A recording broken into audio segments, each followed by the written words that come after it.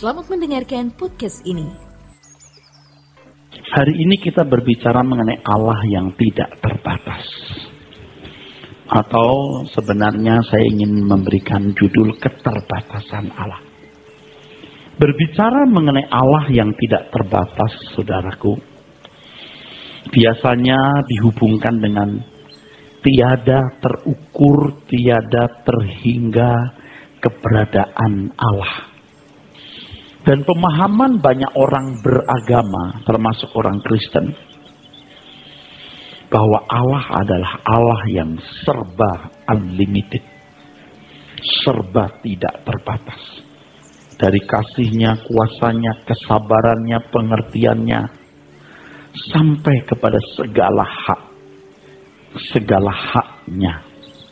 Kesan yang dilukiskan di dalam pikiran mengenai sosok Allah adalah bahwa Dia adalah Allah yang dalam segala hal tidak terbatas.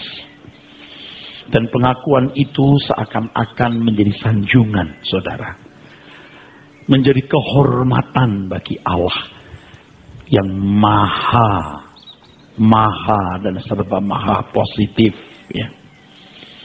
Memang, saudaraku, Allah tidak terbatas dalam kuasanya, kecerdasannya, hikmatnya, kekuasaan kerajaannya, dan tahtanya. Tetapi untuk hal tertentu ternyata Allah terbatas. Atau lebih tepat, Allah membatasi dirinya. Nah, ungkapan-ungkapan seperti ini adalah ungkapan-ungkapan yang kurang lazim atau tidak lazim, saudara. Dan mungkin bisa dianggap sebagai melecehkan keagungan kebesaran Tuhan. Sebab berani mengatakan bahwa Allah juga memiliki bagian yang terbatas. Atau sebenarnya lebih tepat menggunakan kalimat Allah membatasi dirinya. Dengan demikian Allah bukanlah Allah yang serba tidak terbatas. Jadi ungkapan yang mengesankan atau menunjukkan bahwa Allah adalah Allah yang tidak terbatas dalam segala hal, jadi kurang tepat, saudaraku.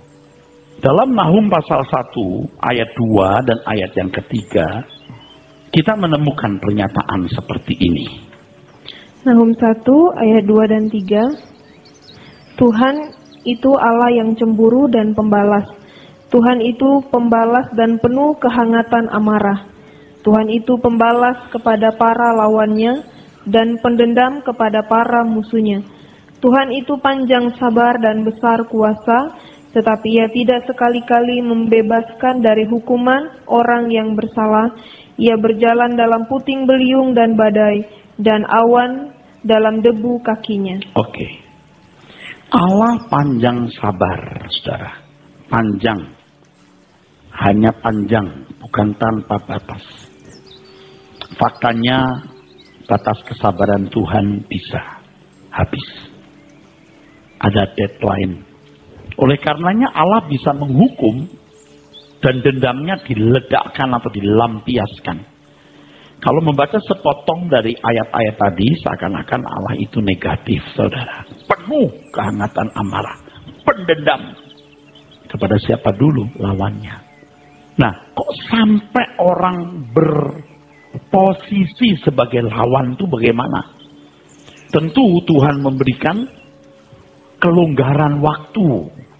Seseorang yang menempatkan diri sebagai musuh Allah, Allah tentu panjang sabar.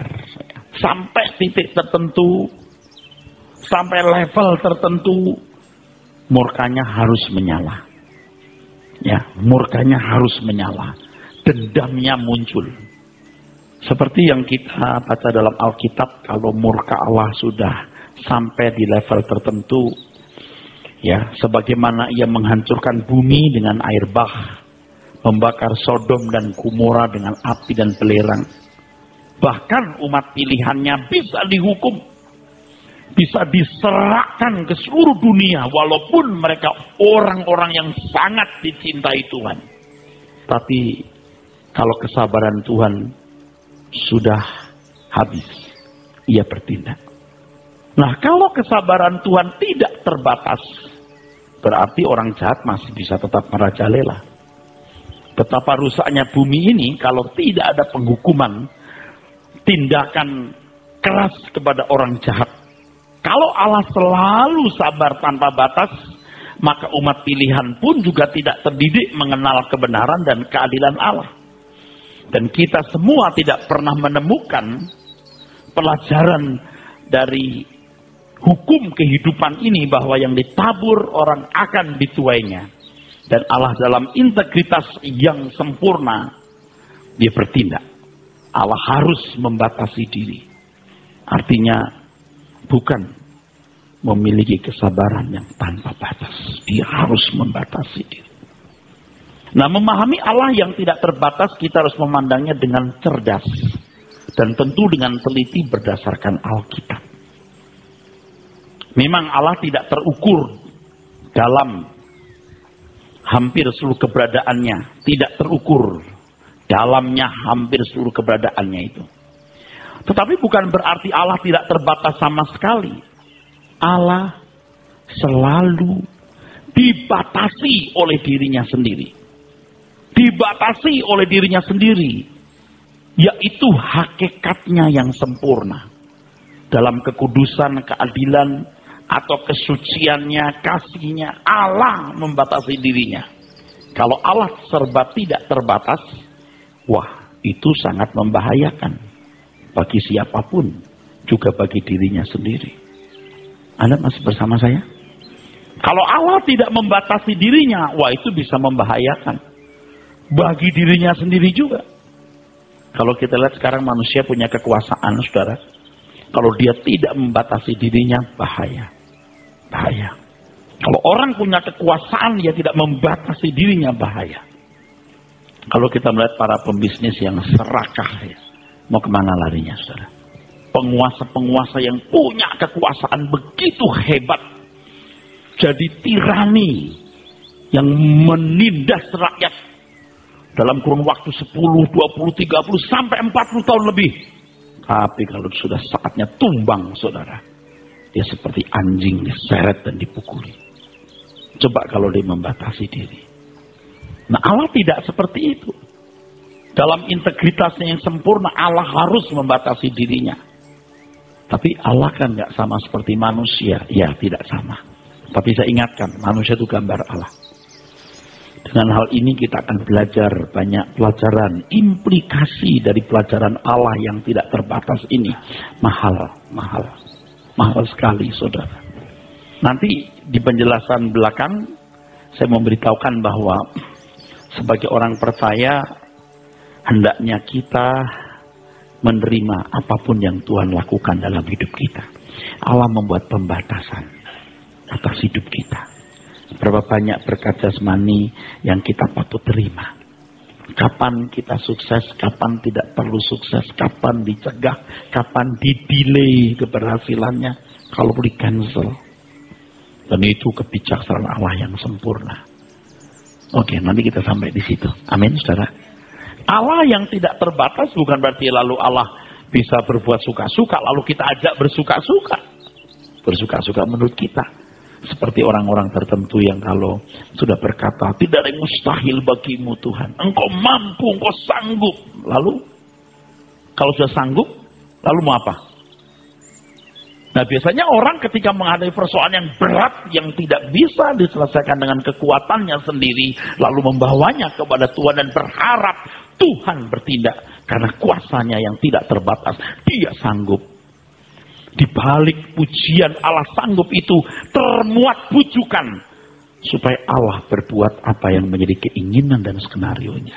Betapa dangkal dan miskinnya ini. Nah, kalau kita belajar Alkitab dengan benar, kita akan tahu tidak ada Allah yang sama dengan Allah Israel. Tidak ada Allah yang sama dengan Allah Abraham, Ishak dan Yakub. Tidak ada Allah yang sama dengan Allah Bapa dari Tuhan kita Yesus Kristus dan Bapa kita semua. Tapi kalau orang tidak mengerti kebenaran, dia akan menganggap Allah kita sama dengan Allah agama lain. Tidak, sangat berbeda. Saudara baru belajar beberapa menit sudah melihat betapa agungnya Allah kita. Amin. Amin. Nggak bisa disamakan. Orang boleh mempercayai adanya Allah yang esa. Kita juga percaya Allah yang esa. Nggak usah debat doktrin soal Tritunggal atau Allah yang jamak, yang sebenarnya bisa diperdebatkan tanpa ada akhirnya. Sekarang kalau kita lihat kebenaran yang dahsyat ini, kita akan mengatakan tidak mungkin ini bisa di copy paste. Nggak mungkin. Memahami Allah yang tidak terbatas, kita harus memandangnya dengan cerdas dan teliti berdasarkan Alkitab. Ya, Allah tidak terukur dalam segala hal, seluruh keberadaannya. Tapi bukan berarti Allah tidak terbatas sama sekali. Allah selalu dibatasi oleh dirinya sendiri. Nah, mungkinkah Allah menciptakan suatu benda yang bisa membengkak, membesar sampai Allah sendiri tidak mampu mengangkatnya? Nah, ini sebuah ilustrasi untuk memberikan kepada kita semacam kontribusi, bantuan untuk kita bisa menangkap pesan atau kebenaran ini. Apakah mungkin Allah menciptakan satu benda yang membengkak, membesar terus sampai Allah sendiri tidak mampu mengangkatnya? Pertanyaan ini tidak bisa dijawab sebelum kita memahami dengan benar hakikat Allah yang mana yang tidak terbatas. Kuasanya memang tidak terbatas.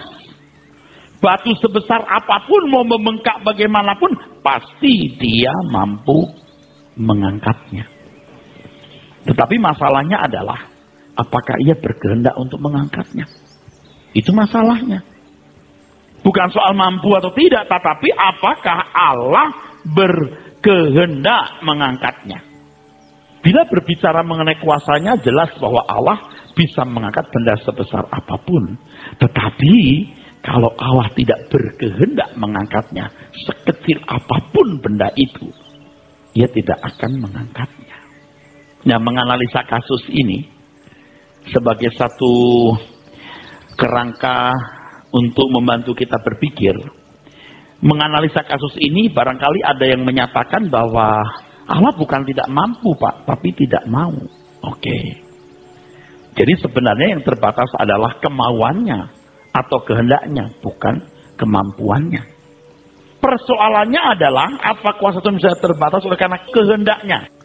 Apakah bisa dibedakan antara tidak mampu dan tidak mau dalam diri Allah? Ini saudara saya, lihat saya. Ini unik. Apakah kuasa Allah bisa dibatasi oleh kehendaknya? Lalu untuk Tuhan, atau berbicara mengenai kuasa Tuhan, saudaraku, apakah bisa dibedakan antara tidak mampu dan tidak mau dalam diri Allah? Kalau bagi manusia, bisa dibedakan. Manusia bisa mau melakukan, tapi tidak mampu. Kalau Allah mampu, kita cuma mau membedakan betapa hebat Allah itu, gitu. Kalau manusia bisa mau tapi tidak mampu, jadi dia tidak melakukan. Tapi Allah mampu tapi tidak mau. Coba kalau Allah tidak membatasi dirinya, itu masalahnya. Kan ada hal-hal yang bisa dilakukan oleh manusia karena dia mau melakukannya. Tapi ada yang tidak bisa dilakukan karena dia tidak mampu walau dia mau. Nah, masalahnya di sini yang luar biasa, Allah mampu tapi tidak mau. Nah, kalau integritasnya tidak hebat, jebol, bahaya. Ia mampu tapi tidak mau, sehingga tidak mampu. Nah, coba. Hal ini akan membawa kita kepada suatu pengertian bahwa Allah tidak akan pernah bersalah. Ia tidak mau dan tidak mampu berbuat salah. Saya ulangi, saudara. Apakah kuasa Allah bisa dibatasi oleh kemauannya? Ini pertanyaan, tidak dibutuhkan jawaban, saudara. Cuma renungan saja, saudaraku. Itu cuma renungan saja, saudaraku. Apakah bisa dibedakan antara tidak mampu dan tidak mau dalam diri Allah? Ini kan pertanyaan saja. Berbeda dengan manusia. Manusia mau tapi tidak mampu. Kalau Allah itu mampu dalam segala hal tapi tidak mau. Nah, ini luar biasa integritasnya. Kalau Allah tidak membatasi diri, wah, dia mampu berbuat apapun soalnya. Ia mampu tetapi tidak mau. Sehingga ia tidak mampu. Ia mampu tapi tidak mau, sehingga ia tidak mampu. Ia tidak akan pernah melakukan itu. Hal ini akan membawa kita kepada suatu pengertian bahwa Allah tidak akan pernah bersalah. Ia tidak mau dan tidak mampu berbuat salah. Karena tidak mau, maka dia tidak mampu, dan tidak ada yang pernah bisa memaksa Allah berbuat salah. Dan Allah tidak akan pernah berbuat salah. Ini beda dengan manusia. Manusia kalau mampu, ya mau. Ya kan, saudaraku? Maka orang itu bisa dikatakan suci bukan karena tidak berbuat salah, tapi karena tidak mau berbuat salah sampai tidak mampu. Waduh, level itu luar biasa, saudara. Nangkep maksud saya? Sampai level itu yang mestinya kita capai. Kita bersyukur Allah kita mau tuntun kita. Kalau Allah dalam segala hal tidak terbatas, betapa liar dan ganasnya. Allah itu mengerikan, menakutkan, dan sangat membahayakan. Dengan kekuasaan yang tidak terbatas, ia bisa menghancurkan siapapun, bahkan dirinya sendiri.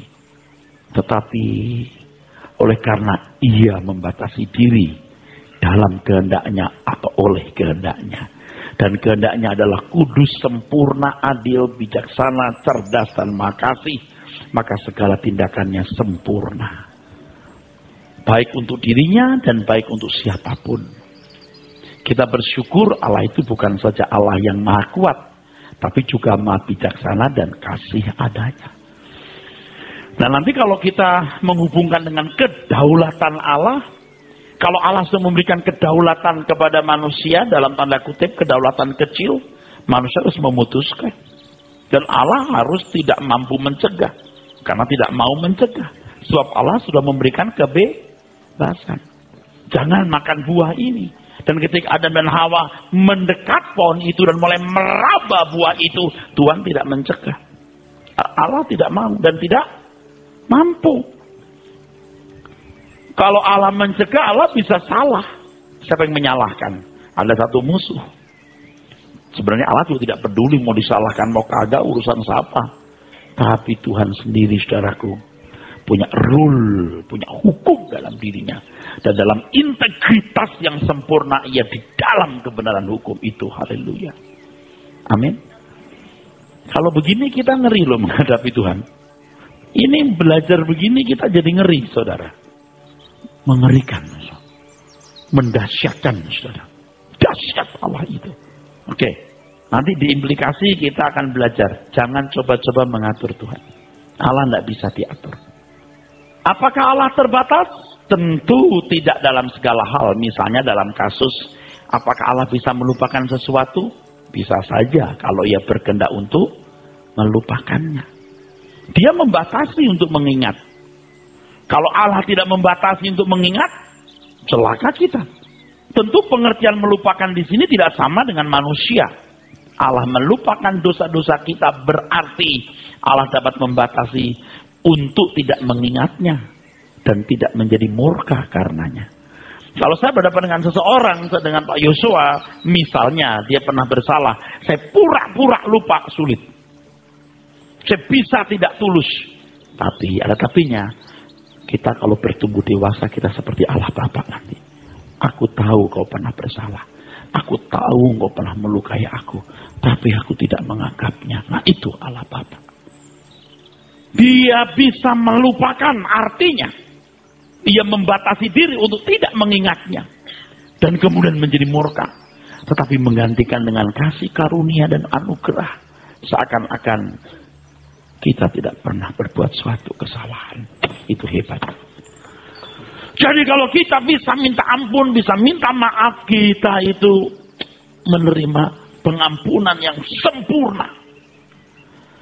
Tapi kalau kita tidak membereskan diri, saudara, itu binasa. Luar biasa dahsyat akibat tidak bertobat itu. Jadi selagi kita masih bisa berkata, aku bersalah Tuhan. Di situ Anda masih aman. Tapi kalau Anda main-main dengan ucapan bersalah itu, hati-hati. Allah akan disiplin.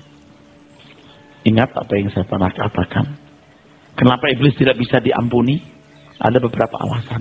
Alasan yang satu ini saya mau mention, saya mau tunjukkan. ia tidak bisa diperbaiki.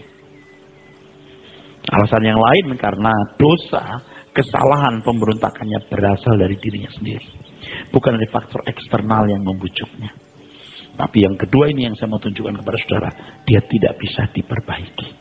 Jadi kalau kita minta ampun itu bukan sekedar Allah mau membersihkan kesalahan kita seperti sapu-sapu hati.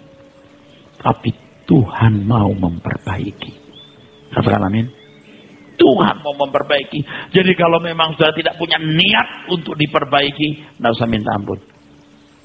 Kalau Allah melupakan bisa. Saya dramatisir misalnya kalau kita berhadapan dengan Tuhan, kita berkata, Tuhan maafkan kesalahanku. Tuhan bisa berkata, yang mana anakku? Yang kemarin itu Tuhan. Yang mana? Ya Tuhan, kemarin aku sudah minta ampun. Nah itu masalahnya. Karena kau sudah minta ampun, aku mengampuni, aku melupakan. Tolong Tuhan ingat kembali, masuk lupa. Aku berkehendak untuk melupakan. Hebat gak? Nah kita juga akan mencontoh sikap Tuhan kita. Nah saya ini punya mata pendendam. Jadi suka ingat gitu. Wah yang ini. Wah saya bertarung dengan karakter saya ini saudara. Berat saudara. Ada unsur pendendamnya. Kalau kata ada unsur itu masih lembut ya. Berunsur. Dan saya bertarung dengan diri sendiri. Fight dengan diri sendiri. Benar-benar saudara. Kalau Allah bisa berbuat begini, kita bisa membatasi diri. Aku melupakan. Stop. Wah, nggak bisa Pak. Nah, kalau Anda berkata nggak bisa, ya nggak akan pernah bisa. Tapi kalau Anda berkata bisa, bisa juga, saudara. Amin. Jadi sesungguhnya Allah tidak terbatasi oleh siapapun dan apapun dari faktor-faktor di luar diri Allah atau faktor eksternal. Tetapi Allah dibatasi oleh dirinya sendiri. Yaitu oleh pertimbangan dari kebijaksanaan Allah yang sempurna dalam keadilan. Kekudusan, kemahatauan, dan lain sebagainya. Nah ini pelajaran yang mahal. Cuman implikasinya tidak terlalu lengkap di sini. Bisa jadi banyak lembar saudaraku. Kita pun juga mesti belajar. Allah akan memberikan kepada kita kemampuan, potensi, dan segala hal untuk bisa melakukan apa saja. Tetapi kita belajar dari Allah Bapa kita yang membatasi diri. Ada hukum dalam dirinya, ada rule, ada etika, ada kesantunan ilahi yang membuat kita tidak menjadi liar, saudaraku. Amin. Anda bisa mengerti maksud saya? Ya. Jadi kalau Allah kemudian membatasi berkat jasmani, membatasi sukses saudara, Allah tahu bahwa ini aman untuk saudara. Ini aman. Kalau ada yang bisa membatasi Tuhan selain diri Tuhan sendiri, maka berarti Tuhan bisa diatur. Bukan Tuhan kalau begitu. Alkitab jelas menunjukkan bahwa ia tidak bisa diatur oleh siapapun dan apapun. Yesaya pasal 40 itu, ayat 13 boleh dilihat. Coba baca. Siapa yang dapat mengatur roh Tuhan? Siapa yang dapat mengatur roh Tuhan? Atau memberi petunjuk kepadanya sebagai penasihat? Ya, bisa menasihati Tuhan. Tuhan perlu nasihatmu. Terus? Kepada siapa Tuhan meminta nasihat untuk mendapatkan pengertian? Jangan coba menasihati Tuhan. Tuhan, seandainya aku punya motor, aku bisa menjangkau jauh jiwa-jiwa. Tuhan bilang gini, kamu tidak usah nasihatin aku. Ya Tuhan, kalau aku bisa punya mobil, aku besok kanan kiri depan belakang, jiwa-jiwa dimenangkan. Kamu tidak usah nasihati aku. Ya Tuhan, kalau aku punya duit, aku bangun gereja besar. Oh, aku akan sampaikan suara kebenaran. Lebih banyak jiwa-jiwa diselamatkan. Kamu tidak usah nasihati aku. Teruskan. Dan siapa yang mengajar Tuhan untuk menjalankan keadilan? Atau siapa mengajar dia? Atau siapa mengajar dia pengetahuan dan memberi dia petunjuk supaya ia bertindak dengan pengertian? Ya. Allah tidak bisa diatur. Oleh sebab itu kalau ada orang yang berusaha mengatur Tuhan, itu berarti ia mau menjadi Tuhan bagi dirinya sendiri, juga Tuhan bagi Allah. Tanpa sadar kita sering ngatur, dan itu natural. Kok natural? Anda lihat anak kecil ngatur mamanya enggak? Kita kalau belum dewasa juga ngatur Tuhan. Tuhan, seandainya dia jadi istriku, dalam mendampingi saya lebih baik, dalam nama Yesus jadi milikku. Nggak usah ngatur ya. Aduh. Kalau dulu kan sering kita diajar, klaim janji Tuhan, dia akan memberikan yang terbaik bagimu. Lalu create dalam pikiranmu siapa jodohmu. Lalu ditulis, wanita dari suku ini, rambutnya panjang, bisa main piano, keibuan, yang beratnya tidak lebih dari 60 kilo. Lingkar perut sekian. Aduh, yang begini-begini itu diajarkan loh.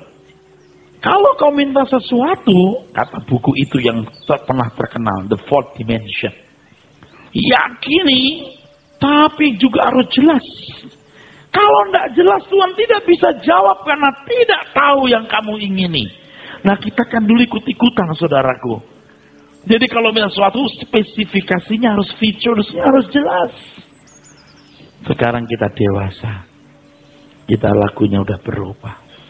Jika jiwaku berdoa kepadamu, Tuhanku, ajar aku terima saja pemberian tanganmu, dan mengaku seperti Yesus di depan sengsaranya. Jangan kehendakku Bapa, kehendakmu jadilah. Ini mah lagu yang nilainya tinggi, saudara. Namanya klasik. Klasik itu berarti bukan kuno, klasik itu berkelas, artinya berkelas tinggi. Tapi pengertian umum kan klasik itu kuno. Sebenarnya kata klasik, kata itu sendiri maknanya berkelas atau berkelas tinggi. Tapi sudah menjadi pengertian umum. Klasik artinya kuno tetapi masih up to date. Gitu, masih bisa didengar.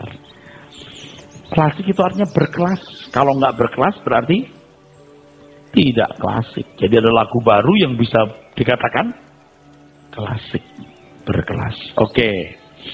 Meresponi hakikat Tuhan yang tidak terbatas atau tidak bisa dibatasi oleh siapapun, maka sebagai orang percaya yang kita lakukan adalah bagaimana mengenal Allah dan memahami hakikatnya. Sebab Allah tidak bisa diatur oleh siapapun. Ia pribadi yang berdaulat mutlak terhadap dirinya sendiri. Allah mengatur dirinya sendiri sesuai dengan hakikat yang tidak berubah. Untuk itu jangan coba-coba mengatur Tuhan. Sampai di sini kita bersyukur loh, saudara. Tuhan, hidupku milikmu. Aduh, itu indah. Makanya orang itu tidak boleh suka-suka sendiri. Harus cari kehendak Tuhan. Nanti di sini akan saya tulis lebih dari sekedar minta permintaan. Jangan kopoh-kopoh menyampaikan permohonan. Cari kehendak Tuhan. Sampaikan apa yang Tuhan inginkan. Jangan apa yang di luar rencana Tuhan, saudaraku. Amin. Jangan coba-coba mengatur Tuhan. Tuhan itu luar biasa. Dia bijaksana. Kapan Anda meninggal, Tuhan tahu tepat waktu dengan cara apa Anda meninggal. Tuhan tahu. Jadi kalau dalam bahaya naik pesawat atau naik kapal, tenang. Kalau belum waktunya tidak mungkin mati. Kalau sudah waktunya, biar digigit semut mati. Kalau belum waktunya, biar diinjek gajah, Anda nggak mati, gajahnya yang mati. Oke, amin. Ini udah cukup. Kalau saya tambahin lagi. Kalau ada satu keadaan yang kira-kira membahayakan, saya nanya begini. Apa aku mimpi ya? Apa aku sudah pesan dari Tuhan? Kayaknya belum. Kayaknya tidak. ini nggak membahayakan. Satu hal yang saya percaya, keyakinan, kalau ada hal yang luar biasa terjadi dalam hidup saya, biasanya ada semacam signal-signal. Ada mimpi, ada perasaan tertentu. Ini enggak, ya udah, enggak masalah. Kalau saya naik pesawat, lalu anak saya yang perempuan bilang, "Pap, ini kok suaranya lain, itu suara baling-baling, nah itu angin, nah itu." Tenang, enggak ada apa-apa. Karena Papa masih mau dipakai Tuhan, enggak mungkin ada apa-apa. Gede-gede, enggak ada apa-apa. Kalau tidur ya, jauh dari keluarga saya angkat tangan dan saya berkata begini, "Tuhan, aku tidak menyebutkan nama-nama orang yang kukasihi. Engkau tahu orang-orang yang kukasihi. Dan kalau ada apa-apa atas mereka itu mengganggu perasaanku, Engkau tahu. Aku serahkan dalam tangan-Mu." Udah. Gak usah sebutin A, B, C, D. Dia tahu. Kalau saya sebutin malah dia lupa, bahaya. Biar Tuhan. Biar Tuhan yang mengingatnya. Paham saudara? Makanya ya kita itu nggak boleh melukai Tuhan. Kalau salah ya minta ampun. Aku mau bener, aku mau sempurna Tuhan, gitu. Amin saudara. Puji Tuhan. Happy kan? Ini belajar kebenaran kan? Kan Anda bisa mengerti kebenaran lalu Anda bisa kagum gitu, takjub, amazing. Kok hebat ya firman itu. Tapi jelasin ke orang nggak ngerti. Tapi Anda ngerti. Orang Kristen yang tidak dewasa berusaha mengatur Tuhan dengan cara-cara tertentu. Mereka tidak merasa bersikap kurang ajar terhadap Tuhan. Sebab pemahaman mereka mengenai Tuhan sangat dangkal dan miskin. Seperti anak kecil tadi ngatur orang tua, tahu? Tahu anak-anak ngatur orang tua? Iya, kadang-kadang ngaturnya pakai intimidasi loh. Misalnya gini, Mama kalau nggak kasih, saya nggak sayang Mama lagi loh. Buset, nggak sayang Mama lagi. Ngerti nggak anak begitu? Mama, saya minggat loh. Kecil-kecil dia bilang, saya minggat loh. Lo minggat kemana?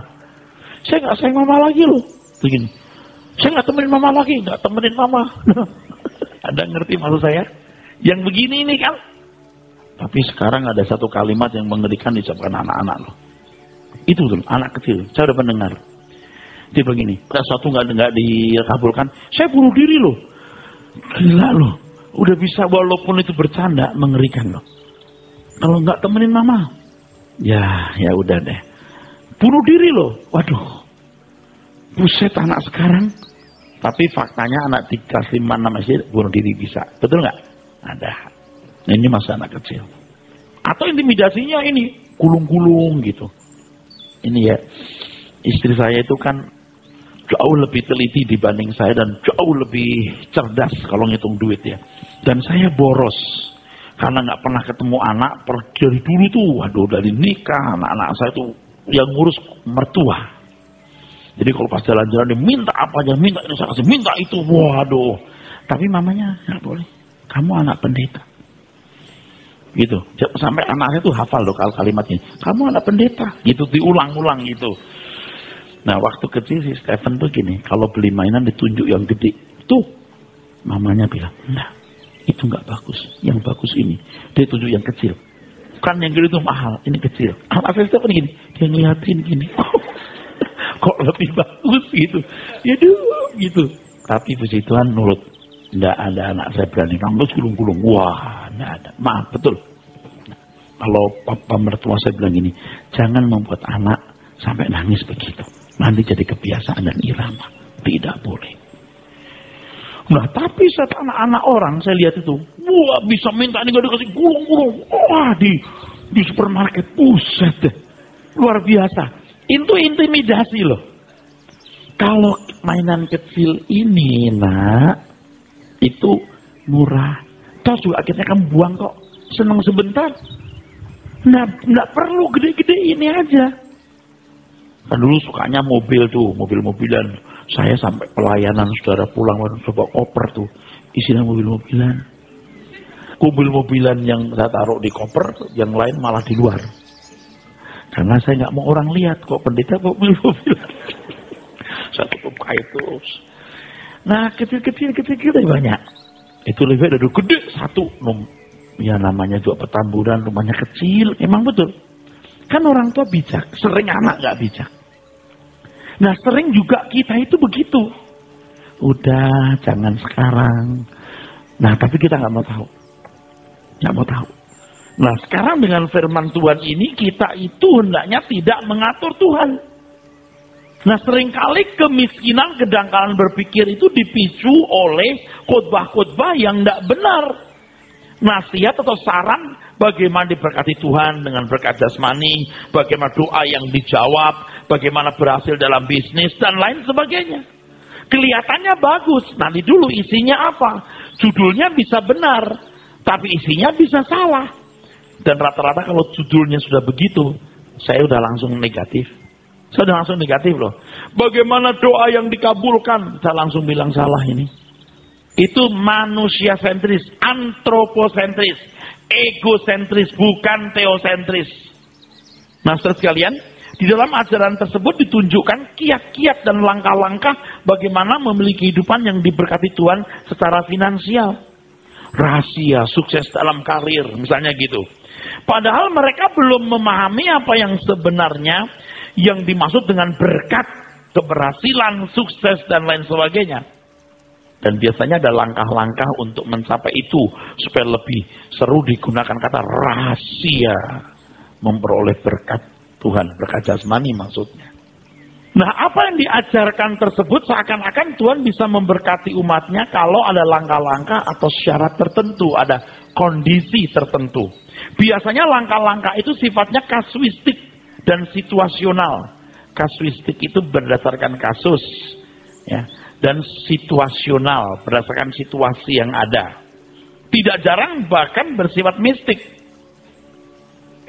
Misalnya begini, bagaimana diberkati Tuhan, saudaraku? Taati firman Tuhan. Bagus ya. Taati firman Tuhan, maka diberkati Tuhan. Nanti dulu. Kalau di negara-negara yang orang Kristen teraniaya, taat tetap miskin, gimana? Situasional bukan? Kasuistis kan? Nah, nggak bisa. Harus ada catatan-catatan penting di situ. Anda masih bersama saya? Ada pula yang mengajarkan bahwa dengan iman atau berani mengklaim berkat Tuhan, maka berkat Tuhan akan diberikan. Seakan-akan iman atau berpikir positif dapat mengatur Tuhan. Pokoknya kamu berani percaya, jadi seperti percayamu. Itu ajaran yang salah loh. Pak, itu Pak perempuan yang menghasal kujamah jubahnya, itu kasuistik. Ayo sekarang siapa yang pendarahan? Pegang jubah siapa? Atau yakin sembuh? Coba. Nanti dulu. Nggak bisa dibuat general begitu. Pokoknya kalau berani beriman, artinya berpikir positif jadi. Seakan-akan Tuhan itu bisa diatur oleh pikiran manusia. Itu salah sekali. Tetapi untuk orang Kristen baru bolehlah. Kalau saya sih enggak. Tetap di jemaat di mana saya menjadi pelayannya, saya tidak akan mengajarkan begitu. Walaupun ajaran ini populer dan diterapkan di banyak gereja dewasa ini, ya. Juga dalam hal pengabulan doa ada langkah-langkah seakan-akan yang diajarkan untuk mendapat jawaban pengabulan doa. Seakan-akan langkah-langkah itu yang diajarkan tersebut bisa menjadi kiat doa dikabulkan. Padahal harus diajarkan dulu apa doa itu. Doa menurut orang pada umumnya permintaan, sedangkan dalam kekristenan doa itu dialog. Kalau doa tiada berkeputusan, emangnya 24 jam kamu lipat lututmu di ruang doa, lipat tanganmu kan enggak? Persekutuan lah, mesti jelaskan dulu apa itu doa. Nah, banyak orang Kristen yang membayangkan Allah seperti Allah agama lain yang memiliki karakter, bisa diatur asalkan dipenuhi syarat-syarat yang diusulkan. Misalnya supaya doanya dijawab, dikabulkan harus menaikkan doa yang disertai puasa. Memang ada pengusiran setan yang harus dilakukan dengan puasa, tapi itu bukan untuk masalah pribadi loh, atau untuk keinginan pribadi, tapi untuk kepentingan pekerjaan Tuhan. Supaya doamu dijawab sertai puasa. Dulu kita manut, nurut yang begitu-begitu. Itu salah. Kalau orang Kristen dewasa tidak begitu. Sampai tingkat di mana Anda tidak perlu mempertahankan apapun. Sebab apa yang kita miliki semua milik Tuhan. Bahkan nadi kita ini, saudaraku sekalian, mengalir gairah hidup bagi Tuhan. Nah kalau Allah-Allah lain kan ada sesajen. Sesajennya harus tepat seperti yang diinginkan oleh ilahnya itu. Misalnya ayam hitam. Harus kulitnya semua hitam, tidak ada putihnya. Anjing hitam. Kepala kerbau. Ya enggak kan? Gimana kalau kepala yang lain? Kepala sapi, enggak, kerbau. Nah yang begini-begini kan Allah agama lain. Allah kita tidak membutuhkan begitu. No need. Tidak butuh. Nah karena kemiskinan terhadap kebenaran sampai-sampai dikesankan kalau doa kita intensif dan puasanya gencar, maka Allah tidak mampu menahan berkatnya. Bocor pokoknya, didesak terus. Wah, kayak orang itu mau metik mangga, wah disodok terus diputer-puter. Ingat ya waktu kita kecil, kita kalau saya punya pohon mangga, ya, sampai berantakan semua. Seolah-olah makin kencang begitu, makin rontok berkatnya. Misalnya untuk pembangunan rumah ibadah, semua jemaat digerakkan untuk berdoa berantai. Dulu begitu saya. Jam 7 sampai jam 8 siapa? 8, 9 siapa? 9, 10 siapa? Aduh. Kelihatannya tuh bagus. Setelah kita dewasa begini, ya, kita bangun gereja juga buat Tuhan. Emangnya kita ngapain sih? Sekarang yang kita lakukan, jaga kesehatanmu, kerja keras, banyak duit. Relakan hatimu, relakan hidupmu milik Tuhan. Kalau engkau mempersembahkan, kamu udah punya pengertian. Hidup di dunianya untuk mengabdi. Kita menantikan langit baru, bumi baru. Itu bukan jam 7 sampai jam 8 Pak Agus, 8, 9 Pak Bambang, 9, 10 Pak Kiat, 10, 11 Pak Abun, 11, 12 Pak Akyong, Alyong, Apet, amin. Jadi gitu loh. Doa semalam suntuk. Anda percaya nggak dulu waktu bangun gereja? Seminggu 2 kali doa semalam suntuk. Kalau orang cuma sekali, saya 2 kali seminggu. Panas dalam, panas dalam. Bener-bener saudara. Doa semalam suntuk, ngantuk-ngantuk, udah pokoknya doa terus. Karena lagi bangun gereja. Kita gedor pintu Tuhan, kita rontokkan berkat-berkatnya supaya turun. Lalu saya lewat satu bank di daerah Tamrin, dulu ada Mandiri atau apa, atau BNI 46 lupa saya. Dalam nama Yesus. Saya pindahkan, dalam nama Yesus. Enggak pindah saudara. Sayanya yang pindah saudara. Membangun menara doa. Menara doa itu maksudnya apa? Bukan tidak boleh. Kalau saya mengatakan ini, bukan berarti tidak boleh. Bukan tidak setuju adanya doa berantai semalam suntuk atau membangun rumah doa. Tetapi hendaknya kita memahami hakikat Allah dengan benar dan melakukan aktivitas doa dengan bijaksana sesuai dengan kehendak Tuhan. Sesuai dengan kehendak Tuhan. Menara doa dibangun, silahkan dia berdoa. Tapi dengan pengertian yang benar, Allah tidak bisa diatur. Doa bukan permintaan, doa dialog. Amin. Berdialoglah di menara doa itu. Berdialoglah. Bukan untuk gedor-gedor. Jangan you berpikir Allah seperti itu. Ada seorang pengusaha yang berhenti. Bukan pengusaha. Seorang eksekutif muda. Dia bekerja di satu perbankan. Dia berhenti bekerja. Dan suatu hari ketika saya berhubungan dengan dia lewat telepon. Saya tanya, you di mana? Dia ada di salah satu kota. Lalu apa yang kamu kerjakan? Saya full time sekarang Pak. Dengan bangganya. Apa yang kamu lakukan? Saya membangun menara doa. Loh. Terus dia cerita begini. Kalau menara doa saya bangun, itu pengaruh dari utara akan masuk, ditahan sama menara doa. Itu mistik. Aduh. Ini nggak sekarang, Anda mengerti itu? Seorang eksekutif muda, dia kerja di perbankan dengan baik, dia tinggalkan pekerjaan, dia membangun rumah doa untuk menahan pengaruh utara. Apa sih maksud pengaruh apa? Kalau you bangun radio, you bangun TV, you gencar dengan literatur, you boleh cegah.